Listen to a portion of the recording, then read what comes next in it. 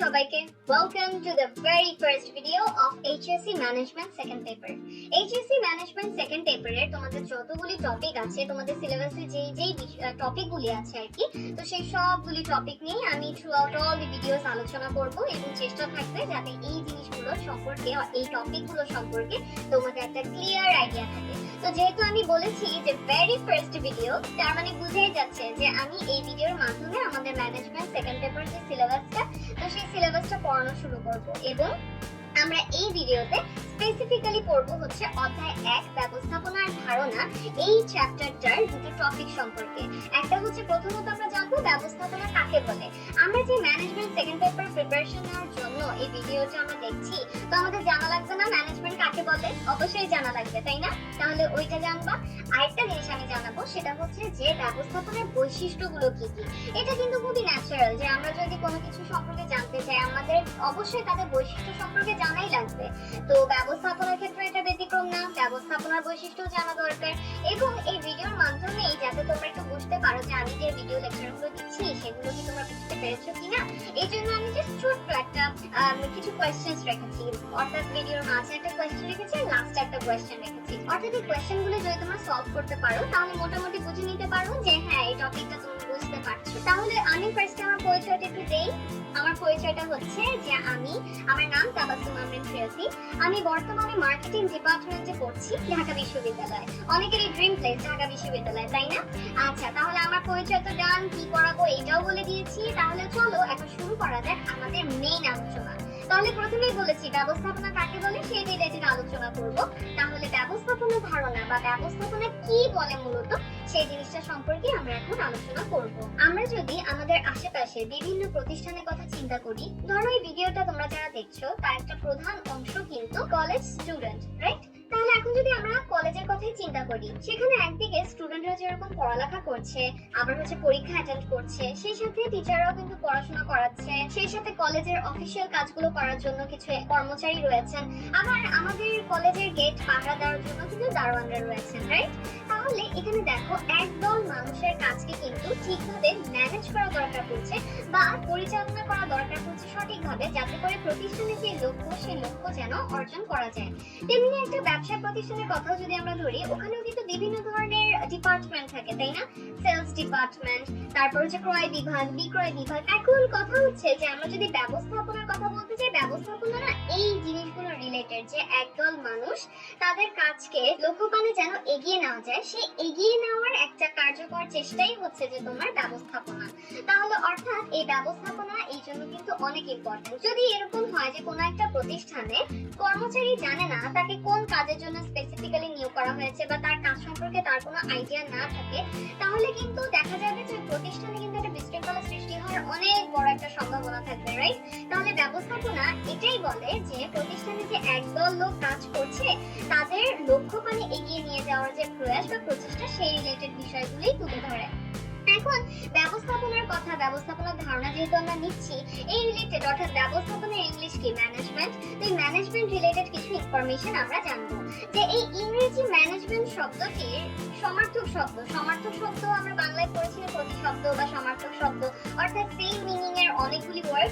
তাহলে এই ইংরেজি যে ম্যানেজমেন্ট শব্দটি আছে এর সমার্থক শব্দ হচ্ছে টু হ্যান্ডেল, অর্থাৎ চালনা করা বা পরিচালনা। ওকে, এবং ইংরেজি এই যে ম্যানেজমেন্ট শব্দটা অনেকেই মনে করে অনেকের মধ্যে এসেছে হচ্ছে ল্যাটিন বা ইতালীয় ম্যানেজারি শব্দ থেকে। এখানে একটা জিনিস আমি একটু নোট করতে বলবো বা সাজেশন দিব যে ম্যানেজারি এটার স্পেলিংটা ঠিক মতো দেখবে কিন্তু। এখন এই ম্যানেজারি ল্যাটিন বা ইতালীয় ম্যানেজারি শব্দটার অর্থ কি? এটার অর্থ হচ্ছে to train up the horse's, অর্থাৎ ঘোড়া বা অশ্বকে ট্রেন আপ করে তোলা বা প্রশিক্ষিত করে তোলা। তো এখন যতই সময় গিয়েছে তো এই কথাটাই পরবর্তীতে মানুষকে পরিচালনা করা বা মানুষকে প্রশিক্ষিত করে তোলা অর্থেই ব্যবহার করা শুরু করা হয়েছে। তাহলে আমার প্রতিষ্ঠানে আমার অনেকগুলো উপকরণাদি লাগবে। যেমন আমার ইচ্ছা যে আমি একটা বিজনেস রান করব, এখন আমার ওই রিলেটেড কোনো উপকরণাদি নাই, কোনো কর্মী নাই, মূলধন নাই, অর্থ নাই, আবার হচ্ছে যে যন্ত্রপাতি নেই। তো আলটিমেটলি কি শুধুমাত্র মানে বিজনেস রান করার ইচ্ছা হলে যদি কোনো উপকরণ না থাকে তাহলে কি আমি বিজনেসটা করতে পারবো? অবশ্যই না। তাহলে প্রতিষ্ঠানের অবশ্যই কিছু উপকরণাদি আছে। তো সহজ অর্থে ব্যবস্থাপনার সংজ্ঞা যদি আমরা জানতে চাই তাহলে প্রাতিষ্ঠানিক লক্ষ্যার্জনের জন্য প্রতিষ্ঠান যে উপকরণগুলো আছে এগুলো যাতে একদম ইফেক্টিভলি ব্যবহার সেই কার্যকর ব্যবহারের প্রয়াস প্রচেষ্টাকে ব্যবস্থাপনা বলে। এখন ব্যবস্থাপনার বেশ কিছু ধারণা, সংজ্ঞা এবং ব্যবস্থাপনা কেন দরকার এই রিলেটেড কিছু ইনফরমেশন তো আমি দিলাম। এখন আমি ব্যবস্থাপনার একটা ধারণা চিত্রের মাধ্যমে ব্যবস্থাপনার সংজ্ঞাটা তোমাদেরকে আরেকটু বর্ণনা দিয়ে বুঝাবো। তাহলে প্রথমেই দেখো, কোন একটা প্রতিষ্ঠানের লক্ষ্য বা উদ্দেশ্য থাকে। অবশ্যই প্রত্যেকটা প্রতিষ্ঠানেরই কোনো না কোনো লক্ষ্য বা উদ্দেশ্য থাকে এবং এক একটা প্রতিষ্ঠানের লক্ষ্য বা উদ্দেশ্য কিন্তু এক এক রকম। একটা ব্যবসায়িক প্রতিষ্ঠান আর একটা হচ্ছে যে তোমার সামাজিক প্রতিষ্ঠান, দুইটারই যে লক্ষ্য বা উদ্দেশ্য সেম থাকবে তেমন কিন্তু না। তো এই লক্ষ্য বা উদ্দেশ্য যদি অর্জন করতে চায় প্রতিষ্ঠান, তখন তার কি দরকার পড়বে? যে উপকরণাদি আছে, অর্থাৎ একটু আগে বললাম না যে শুধুমাত্র আমি বিজনেস করতে চাইলে কি হবে, আমার সেই সাথে উপকরণ দরকার পড়বে না। তাহলে এই উপকরণগুলো কি কি? মানুষ, যন্ত্রপাতি, কাঁচামাল, অর্থ, বাজার, পদ্ধতি। এই উপকরণাদিগুলো হচ্ছে লক্ষ্য বা উদ্দেশ্য যদি অর্জন করতে হয়, লক্ষ্যে পৌঁছানোর জন্য এই উপকরণাদিগুলো সংহতকরণের দরকার পড়বে, কার্যকরভাবে ব্যবহার করতে হবে। তো এই কার্যকরভাবে যাতে ব্যবহার নিশ্চিত করা যায়, এই জন্য কি কি প্রয়োজন পড়ে? কতগুলো ধারাবাহিক কাজের বা এই যে ব্যবস্থাপনা ধারণাতে জানো, ব্যবস্থাপনা প্রক্রিয়ার কাজগুলো দরকার পড়ে। অর্থাৎ কোন একটা প্রতিষ্ঠানে প্ল্যানিং করা দরকার পড়ে যে সে কিভাবে তার লক্ষ্য বা উদ্দেশ্যগুলো অর্জন করতে পারে। এরপরে কাজ ভাগ করে দেওয়া দরকার পড়ে। এরপরে কেমন বা কি পরিমাণে কর্মী দরকার তাদের, সেই জিনিসগুলো ঠিক করা দরকার পড়ে। তাদেরকে নির্দেশ দেওয়ার প্রয়োজন পড়ে, তাদেরকে মোটিভেট করার দরকার পড়ে এবং সেই সাথে তাদের কাজগুলোর সমন্বয় সাধন করা দরকার পড়ে এবং প্রতিষ্ঠানে পরিকল্পনা বাস্তবায়নের জন্য যে কাজগুলো করা হয়েছে সেগুলোর ফলে পরিকল্পনা কতটুকু অর্জন করা হয়েছে সেই জিনিসগুলো দেখারও দরকার পড়ে এবং যদি পরিকল্পনা অনুযায়ী কাজ না হয় তাহলে সেটা কেন হয়নি সেই জিনিসটার ব্যাপারেও কিন্তু সংশোধনমূলক ব্যবস্থা নিতে হয়। তাহলে অর্থাৎ ব্যবস্থাপনা প্রক্রিয়ার কাজগুলো করা দরকার পড়ে এবং কতটুকু ভালোভাবে কাজগুলো করা হয়ে থাকে, তাহলে এই কাজগুলোর যথার্থতার উপরেই নির্ভর করে প্রতিষ্ঠান লক্ষ্য বা উদ্দেশ্য অর্জন করবে কিনা। তাহলে এটা হচ্ছে ব্যবস্থাপনা একটা ধারণা চিত্র যে ব্যবস্থাপনা আসলে প্রতিষ্ঠানে কিভাবে নিশ্চিত করা যায় এবং আমরা দেখছি যে ব্যবস্থাপনা প্রক্রিয়ার কাজগুলো ঠিকঠাক করার মাধ্যমেই কিন্তু প্রতিষ্ঠান লক্ষ্য বা উদ্দেশ্য অর্জন করতে পারে। তো ব্যবস্থাপনার ধারণা আমরা এই টপিকটাতে করছি। তো ব্যবস্থাপনার সংজ্ঞা যদি আমরা একদম স্পেসিফিক্যালি জানতে চাই বা মোট কথা ব্যবস্থাপনার সংজ্ঞা যদি আমরা একদম ভালোভাবে জানতে চাই, তাহলে সংজ্ঞাটা তাহলে দাঁড়ায় যে উপকরণাদিকে কার্যকরভাবে ব্যবহার করে যাতে লক্ষ্যে পৌঁছানো যায়। তো সেই লক্ষ্য বা উদ্দেশ্য অর্জন করার জন্য পরিকল্পনা, সংগঠন, কর্মী সংস্থা, নির্দেশনা, প্রেরণা, সমন্বয় এবং নিয়ন্ত্রণ কাজকে বলা হয় ব্যবস্থাপনা।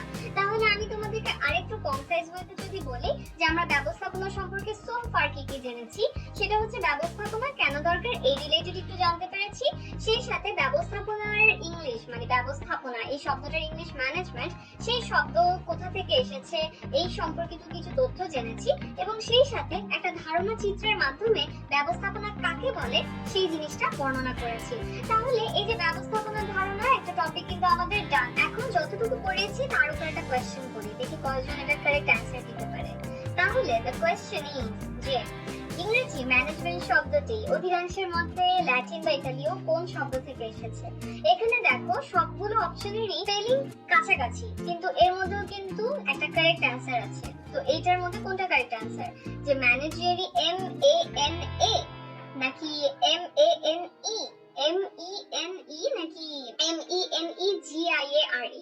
তাহলে কারেক্ট অ্যান্সার কি হবে? তাহলে যারা মনে করছো যে অপশন হচ্ছে ক হবে MANAGGIARE, তাদের অ্যান্সারটা হচ্ছে ভুল। আর যারা হচ্ছে বি অপশনটা চিন্তা করছো যে ম্যানেজারি MANEGGIARE, তাদের অ্যান্সারটা কারেক্ট। তাহলে এই গেল আমাদের ব্যবস্থাপনা ধারণা রিলেটেড টপিক। আমরা নেক্সট টপিকটাতে চলে যাচ্ছি যেটা হচ্ছে ব্যবস্থাপনার বৈশিষ্ট্য। অর্থাৎ আগেই বলেছি যে কোনো কিছু একটা সম্পর্কে জানতে হলে তার প্রকৃতি বা বৈশিষ্ট্য সম্পর্কে জানা দরকার। এখন প্রকৃতি বা বৈশিষ্ট্য এটা একটা এক্সাম্পলের মাধ্যমে বোঝাই প্রকৃতি কি আর বৈশিষ্ট্য কি। সেটা হচ্ছে নারী এবং পুরুষ উভয় কিন্তু মানুষ, কিন্তু দেখো তাদের মধ্যে কিন্তু বেশ কিছু পার্থক্য আছে, তাই না বলো? তো প্রকৃতি হচ্ছে এটাতে কোনো কিছু সাধন বৈশিষ্ট্য, যে নারী এবং পুরুষ উভয় মানুষ, এই মানুষ, এটা হচ্ছে প্রকৃতি। আর বৈশিষ্ট্য হচ্ছে যে এমন কিছু মানে হচ্ছে বিশেষভাবে নজরে পড়ে স্বতন্ত্রধর্মী এমন কিছু, অর্থাৎ নারী এবং পুরুষের মধ্যে স্বতন্ত্রধর্মী কিছু বৈশিষ্ট্য আছে না? যেমন অবশ্যই আমার ভয়েস এবং একজন পুরুষ মানুষের ভয়েস কিন্তু সেম হবে না। তাহলে এভাবে এই স্বতন্ত্রধর্মী বিশেষভাবে নজরে পড়ে স্বতন্ত্রধর্মী এমন কিছুকে কিন্তু আমরা বৈশিষ্ট্য বলবো। তাহলে ব্যবস্থাপনার প্রকৃতি বা বৈশিষ্ট্যগুলো কি কি সেই জিনিসটা আমাদের জানা দরকার। একদম ফার্স্টে হচ্ছে প্রক্রিয়া বা কাজের সমাহার। প্রক্রিয়া এটা কাকে বলে? প্রক্রিয়া যেটাকে ইংলিশে আমরা বলি প্রসেস, এটা হচ্ছে পরস্পর নির্ভরশীল ধারাবাহিক কাজের সমষ্টি। অর্থাৎ ধারাবাহিক কতগুলি কাজ হবে, আর এখানে ধারাবাহিক যতগুলি কাজ হবে এগুলো একটা একটার উপর ডিপেন্ডেন্ট। যেমন একটু আগে ব্যবস্থাপনার ধারণা করতে গিয়ে আমরা পড়েছি পরিকল্পনা, সংগঠন, কর্মী সংস্থান, নির্দেশনা, এই কাজগুলোর কথা। এখন এগুলো না ব্যবস্থাপনা প্রক্রিয়ার এক একটা কাজ। এখন যদি তুমি চিন্তা করো যে আমার মানে কোন একটা প্রতিষ্ঠানে ফার্স্টে কিন্তু তাদের প্ল্যানিং করতে হয়, যেমনটা আমরা ডে টু ডে লাইফে প্ল্যান করি না যে আমি আজকে এতটুকু পর্যন্ত পড়বো বা আমি আজকে অমুক সাবজেক্ট পড়বো এরকম। তাহলে প্রতিষ্ঠানকেও কিন্তু প্ল্যান করতে হয়, এরপরে কে কোন কাজটা করবে সেই জিনিসটা ডিসাইড করে দিতে হয়। এরপরে ওই কাজটা সম্পাদন করতে হলে কতটুকু হিউম্যান ফোর্স দরকার সেই জিনিসটা জানা দরকার পড়ে, তাদেরকে ঠিকমতো অর্ডার দেওয়া দরকার পড়ে, কাজ বুঝিয়ে দেওয়া দরকার পড়ে। তারপরে এভাবেই কিন্তু ব্যবস্থাপনা প্রক্রিয়ার বাকি কাজগুলো হয়ে থাকে। তাহলে মূলত ব্যবস্থাপনা একটা প্রক্রিয়া যেখানে অনেকগুলো ধারাবাহিক কাজ একটার পর একটা কিন্তু হয়ে থাকে। এবং যদি আমার প্ল্যানিংই না হয় তাহলে আমি জানবো কিভাবে যে আমার কি কি কাজ করা লাগবে, কাজ ভাগ করবো কিভাবে। তারপরে হচ্ছে যে যদি প্ল্যানিংই না হয় তাহলে তো বাকি কাজগুলোও করা সম্ভব হবে না। আবার সেই সাথে ধারাবাহিক কাজ যেহেতু বলছি, প্রক্রিয়ার অন্যান্য কাজের ক্ষেত্রে এটা সত্য যে আমার হচ্ছে যে প্ল্যানিংও করলাম, কাজ ভাগও করে দিলাম, কিন্তু আমি হচ্ছে যে কর্মী নিয়োগ করলাম না, তাহলে তো হলো না। তাহলে কি আমার প্রতিষ্ঠান লক্ষ্যটা অর্জন করা যাবে? যাবে না। তাই ব্যবস্থাপনা একটা প্রক্রিয়া যেখানে অনেকগুলো কাজ একটার পর একটা করা হয়ে থাকে, আর কোনো একটা কাজ যদি বাদ পড়ে তাও কিন্তু প্রতিষ্ঠান লক্ষ্য অর্জন করতে পারে না। নেক্সট হচ্ছে সামাজিক প্রক্রিয়া বা কার্যক্রম। সামাজিক প্রক্রিয়া আবার কাকে বলে? সামাজিক প্রক্রিয়া হচ্ছে আমরা বলেছি যে ধারাবাহিক কাজের সমষ্টি যেখানে একটা কাজ একটা কাজের উপর ডিপেন্ড করে। তো সামাজিক প্রক্রিয়া কাকে বলে? সামাজিক প্রক্রিয়া হচ্ছে এই যে ধারাবাহিক কাজগুলির সাথে সমাজ বা সমাজ সংশ্লিষ্ট পক্ষসমূহের সম্পৃক্ততাকেই কিন্তু সামাজিক প্রক্রিয়া বলা হয়ে থাকে। এখন দেখা যায় কি যে একদল মানুষকে যাতে লক্ষ্যপানে পরিচালনা করা যায় ঠিকভাবে, ব্যবস্থাপনা কিন্তু ওই ক্ষেত্রেই প্রচেষ্টা চালায়। এখন ব্যবস্থাপনা একটা সামাজিক প্রক্রিয়া, এই কথার অর্থ কি? এই কথার অর্থ হচ্ছে ব্যবস্থাপনা কিন্তু মানুষকে একসাথে করে সংঘবদ্ধ করে প্রতিষ্ঠানের ভিতরেই একটা হচ্ছে যে তোমার সমাজ প্রতিষ্ঠা করে। আবার ব্যবস্থাপনা তার কাজের মাধ্যমে কিন্তু সমাজ সংশ্লিষ্ট বাকি যে পক্ষগুলো আছে তাদের প্রতিও দেখা যায় বিভিন্ন ধরনের দায়িত্ব পালন করে থাকে। ব্যবস্থাপনার যে কাজগুলো আছে সেই ব্যবস্থাপনার কাজের কিন্তু সামাজিক উদ্দেশ্য ক্রিয়াশীল থাকতে হয়। তাহলে এই ছিল সামাজিক প্রক্রিয়া বা কার্যক্রমের কনসেপ্টটা, এবং ব্যবস্থাপনা কিন্তু অবশ্যই সামাজিক প্রক্রিয়াও বোঝায় এবং কিভাবে সেটাও বলে দিয়েছি।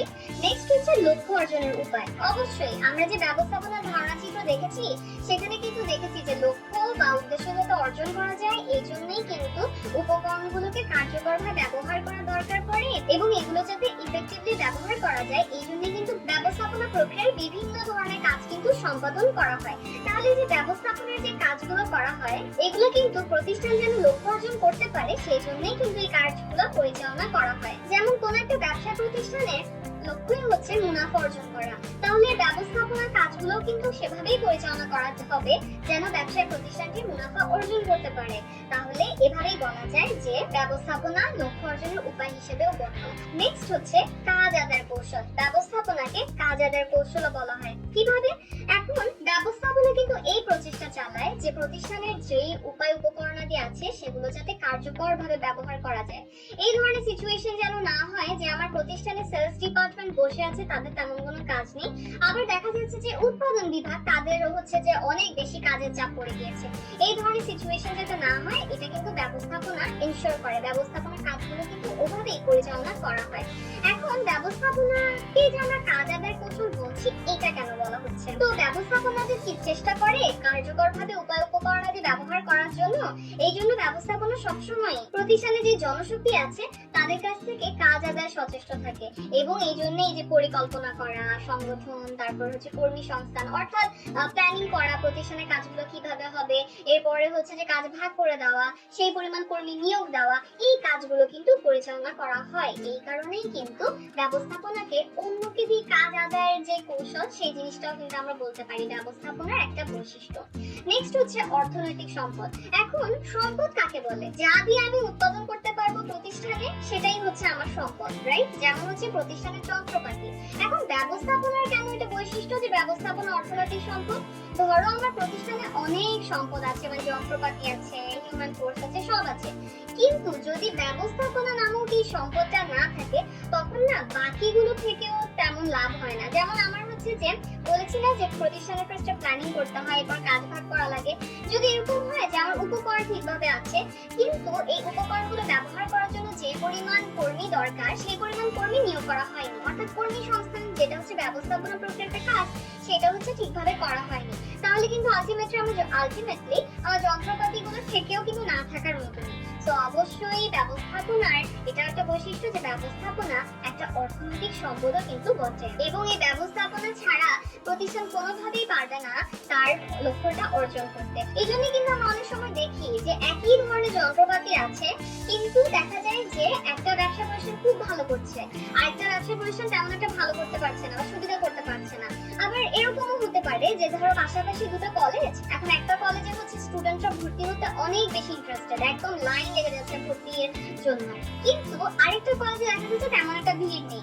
কেন? কারণ ব্যবস্থাপনার মধ্যে পার্থক্য আছে। তার মানে তাও তো বুঝাই যাচ্ছে যে ব্যবস্থাপনা একটা গুরুত্বপূর্ণ অর্থনৈতিক সম্পদ। ওকে, নেক্সট বৈশিষ্ট্য হচ্ছে জ্ঞানের পৃথক শাখা। এইটা মানে কি? ব্যবস্থাপনার কিন্তু এটাও বৈশিষ্ট্য যে ব্যবস্থাপনা বর্তমানে কিন্তু জ্ঞানের পৃথক শাখা হিসেবেও কিন্তু সমাদৃত। এটা কিভাবে? যে বড় বড় যে অর্গানাইজেশন গুলো আছে, মাল্টিন্যাশনাল কোম্পানি গুলো আছে, তুমি চিন্তা করে দেখো সেখানে কত মানুষ একসাথে কাজ করছে, কতগুলো ডিপার্টমেন্ট আছে, কতগুলো ব্রাঞ্চ আছে। তো সেইখানে যদি তোমার ব্যবস্থাপনা রিলেটেড কোনো জ্ঞানই না থাকে সেখানকার মানুষদের, তাহলে কিন্তু কোনোভাবেই পসিবল না যে দক্ষতার সাথে সেই বড় বড় প্রতিষ্ঠানগুলোর সকল কার্যক্রম ঠিকভাবে পরিচালনা করা এবং লক্ষ্য অর্জন করা। এবং সেই সাথে এই যে বিভিন্ন ধরনের গবেষণা এবং পরীক্ষা নিরীক্ষার মাধ্যমেও কিন্তু বর্তমানে ব্যবস্থাপনা জ্ঞানের পৃথক শাখা হিসেবে গড়ে উঠেছে, এবং আমরাও কিন্তু এখন এই ব্যবস্থাপনা রিলেটেড জিনিসপাতি করছি, তাই না? তার মানে বলাই যায় ব্যবস্থাপনা হচ্ছে জ্ঞানের পৃথক শাখা হিসেবেও সমাদৃত। নেক্সট হচ্ছে সর্বজনীনতা। সর্বজনীনতার কনসেপ্টটা আগে বুঝাই। সর্বজনীনতা বলতে বোঝায় যে সব জায়গায় এর প্রয়োগযোগ্যতা রয়েছে, অর্থাৎ এটা সব জায়গায় ব্যবহৃত। এখন ব্যবস্থাপনা তো অনেক ইম্পর্টেন্ট, এটা ছাড়া কিন্তু প্রতিষ্ঠান লক্ষ্য অর্জন করতে পারবে না। এখন শুধুমাত্র কি ব্যবসায় প্রতিষ্ঠানে দরকার পড়ে ব্যবস্থাপনা? তা কিন্তু না। হাসপাতাল বলো, স্কুল কলেজ বলো, সব জায়গায় যেখানে অনেক মানুষ একসাথে কাজ করছে কোনো লক্ষ্য অর্জন করার জন্য, সেখানে কিন্তু তাদেরকে ঠিকঠাক ভাবে পরিচালনা করা অনেক বেশি ইম্পর্টেন্ট। তো তার মানে ব্যবস্থাপনা সব জায়গায় কিন্তু প্রয়োগযোগ্য এবং সব জায়গায় কিন্তু এর উপযোগিতা রয়েছে। ইভেন গ্রিক দার্শনিক সক্রেটিসও এই কথা বলেছেন যে ব্যবস্থাপনা সর্বজনীন, অর্থাৎ যেখানেই একদল মানুষ কোনো একটা লক্ষ্য অর্জন করার জন্য কাজ করছে সেখানেই ব্যবস্থাপনা দরকার। আর এভাবেই এটাও ব্যবস্থাপনার একটা বৈশিষ্ট্য যে ব্যবস্থাপনা সর্বজনীন, অর্থাৎ সর্বজনীনতা এটাও ব্যবস্থাপনার একটা প্রকৃতি বা বৈশিষ্ট্য। তাহলে এই ছিল ব্যবস্থাপনার প্রকৃতি বা বৈশিষ্ট্যের টপিকগুলি। তাহলে এই যে এত লং একটা লেকচারের মাধ্যমে তোমাদেরকে আমি বোঝানোর চেষ্টা করেছি এটা, তো লাস্টে একটা কোয়েশ্চেন দিয়ে শেষ করি যে তোমরা কি এটা বুঝতে পেরেছো কিনা, তোমরা যাতে নিজেরাই বুঝতে পারো। তো সেই জন্য লাস্টে আরেকটা কোয়েশ্চেন করলাম, সেটা হচ্ছে যে নিচের কোন বাক্যটি সত্য? ব্যবস্থাপনা সর্বজনীন নয় নাকি জ্ঞানের পৃথক শাখা হিসেবে ব্যবস্থাপনা আজ সর্বত্রই স্বীকৃত? তাহলে যাদের মতে অ্যানসার হবে বি নাম্বার অপশন, অর্থাৎ খ নাম্বার অপশন, তারা হচ্ছে সঠিক। তার মানে তোমাদের এই কনসেপ্ট মোটামুটি ঠিকভাবে বোঝা হয়েছে বলে আশা করা যায়। তাহলে এই ছিল ব্যবস্থাপনার প্রকৃতি বা বৈশিষ্ট্য এবং ব্যবস্থাপনা ধারণা রিলেটেড ভিডিও। আশা করি এই রিলেটেড তোমাদের একটা ক্লিয়ার কনসেপ্ট হয়েছে। ধন্যবাদ সবাইকে।